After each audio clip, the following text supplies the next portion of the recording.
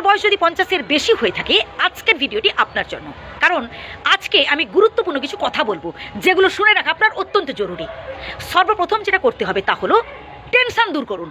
বন্ধু, কোনো রকম দুশ্চিন্তা করবেন না, একদম টেনশন বাদ দিন। মনটাকে সবসময় হাসি খুশিতে ভরিয়ে রাখার চেষ্টা করুন। প্রয়োজন পড়লে বাড়ির বাইরে থেকে ঘুরে আসুন, বন্ধু বান্ধবদের সাথে, মানে আপনার বয়সী বন্ধু বান্ধবদের সাথে গল্প করুন, আড্ডা মারুন, পারলে তাদের সমস্যাগুলো সমাধানের চেষ্টা করুন। দেখবেন আপনি যখন অপরের সমস্যার সমাধান করবেন, আপনি আপনার সমস্যাগুলো আপনার অজান্তেই সমাধান করে ফেলতে পারবেন। এর পরের পয়েন্টটা তো আরও গুরুত্বপূর্ণ, সেটা হচ্ছে কারোর ওপর না বেশি ভরসা, বেশি বিশ্বাস করতে যাবেন না।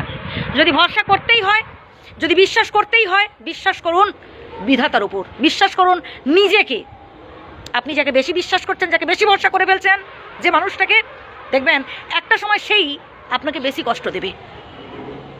এর পরের পয়েন্টটা তো আরও গুরুত্বপূর্ণ, সেটা হচ্ছে আপনার অর্জিত যা কিছু রয়েছে সেটা আপনি আপনার নামেই রাখার চেষ্টা করুন। অতিরিক্ত ভালোবেসে ফেলে, অতিরিক্ত আবেগের টানে অন্যের নামে লিখে দেবেন না। অন্ততপক্ষে আপনি যতদিন পৃথিবীতে থাকবেন যেন আপনি ভোগ করতে পারেন, আপনার নামেই যেন থাকে। দেখুন, এটা আমার মনে হয়েছে, এবার আপনি কি করবেন করবেন না সেটা আপনার উপর ডিপেন্ড করছে প্রিয় বন্ধু। এর পরের পয়েন্টটা তো আরও গুরুত্বপূর্ণ, সেটা হলো এই বয়সে হাসতে ভুলে যান অনেকেই। না প্রিয় বন্ধু আমার, আপনাকে হাসতে হবে। আপনার যেটা ভালো লাগে আপনি সেটাই করুন না।